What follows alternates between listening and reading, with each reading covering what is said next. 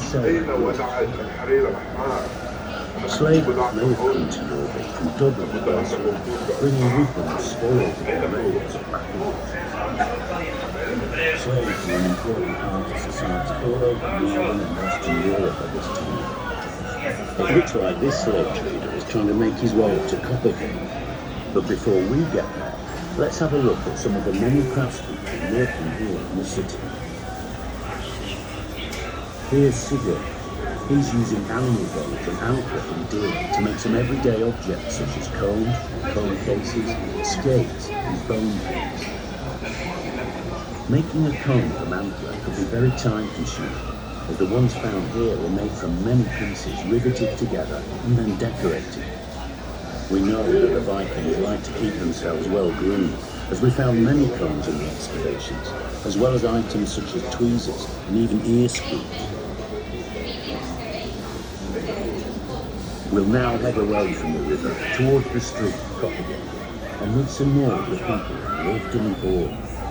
Cakes will eat almost anything, so would have been a great way to turn household waste into meat. Here's the blacksmith's house. Look inside and you can see his wife by the fire. Grumpy, the blacksmith, is teaching his son how to sharpen a knife he just made.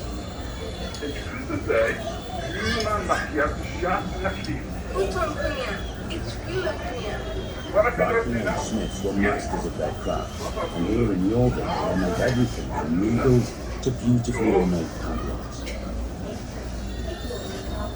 Now we'll go across to the next property and visit his neighbour, Anna, the woodturner who lives in one of the new style wooden plank buildings. Anna is making cups and bowls by turning wood such as oak or ash on his pole. You can see all the wooden core waste on the ground, which children may have used as spinning tops. By the way, it's this trade that many think gave its name to Copenhagen, the street of the cup makers.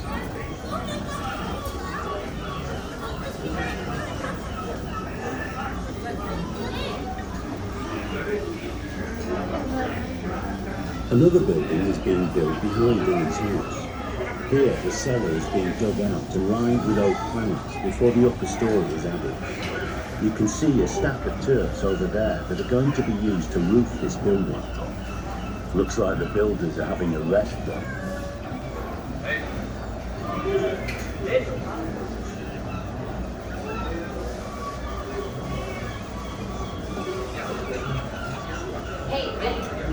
This family also look like they're taking a break.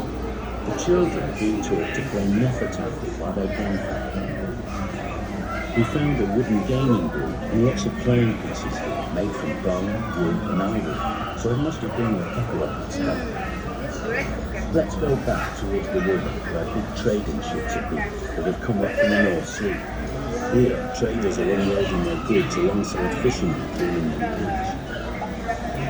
Goods and raw materials from across Britain, as well as rare and valuable items from further afield, were brought into Jorvik here. Iron alloy bars from Britain alongside amber, sharpening stones and walrus ivory from Scandinavia. Good wine from the Rhineland. Jorvik was truly bustling, a vast international trading centre.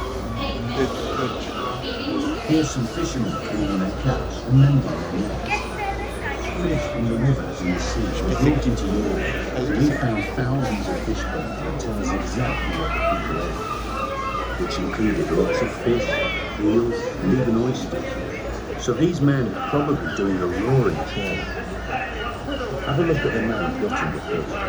His face has been reconstructed based on a skull that was found in York. Later on in the visit, we'll see more real faces like this.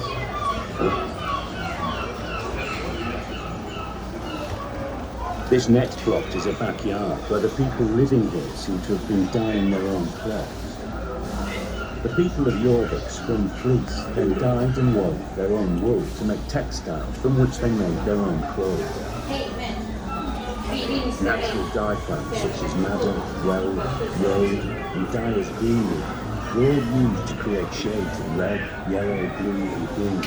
Vibrantly coloured clothes would certainly have brightened up the streets of Jorvik. On this plot of land, there was a gully that contained down-planked lakes, suggesting their everyday tasks.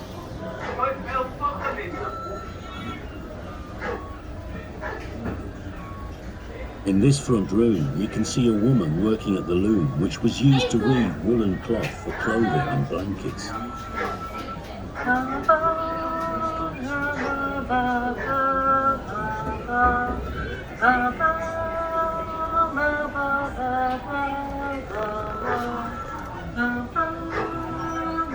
We are now moving into Coppergate itself, an important commercial street right in the heart of the city of Jorvik. As you can see from these stores, you can buy almost anything. Coppergate is just one of the many streets in this city, which was home to more than 10,000 people. The streets of the city of Jorvik are covered in filth and mud, rutted by car wheels and with potholes everywhere. This leather worker seems to be having a problem sewing his shoe pieces together. It looks like he had Viking disease, a Dupuytren's contraction. You can see it's caused the fingers on his hand to become clawed. It's a genetic disorder that runs in families and seen particularly in middle-aged men. Tradition has it that it originated with the Vikings who spread it throughout Northern Europe and beyond as they travelled and intermarried. This couple here are arguing about what to have for supper, meat or fish. It would seem that life hasn't changed too much over the last 1,000 years. They're arguing in Old Norse, but if you listen carefully, you can hear Old English, Middle Welsh and Old Irish all being spoken in this street. Here's a food seller trying to sell this wealthy-looking woman a cabbage of some sort. It doesn't look like the type of thing that would tempt her or her young baby. This woman looks like she's struggling to cross the road. We only found 2 complete skeletons in the excavations here, and this woman is based on memory. You can see that she's walking due to her hip and arthritis. You can find out more about her in the galleries to come.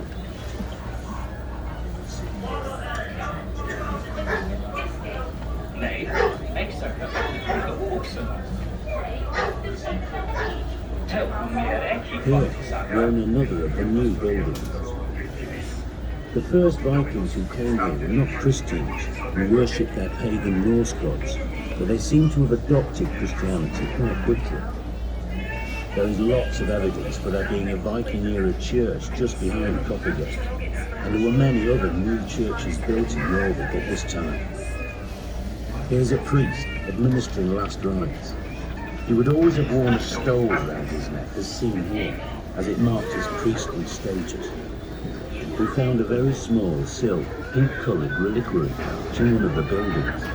The embroidered cross on it suggests that it once held holy lapis, also provided horn and hide, both valuable resources for making everyday items. Stomach contents and cow dung were other byproducts of this slaughter. There must have been loads of flies, breeding in rubbish pits and dumps across the city. The red cow, there on the fence, would have been a regular visitor, scavenging in the city, particularly in backyards like this. Toilets would also have been situated in the backyard. Pits in this yard were clearly used as latrines, as they were full of human waste, as well as moss, which was a type of Viking-aged toilet paper. This man here doesn't look too happy to be disturbed, so perhaps we had better move on quickly.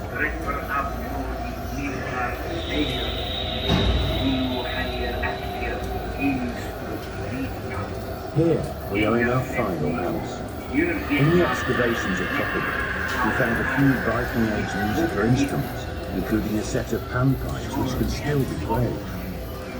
Music, saga-telling and poetry must have been important to the Viking culture. Iceland and Scandinavia have cultures rich in storytelling, traditions that developed in Viking times.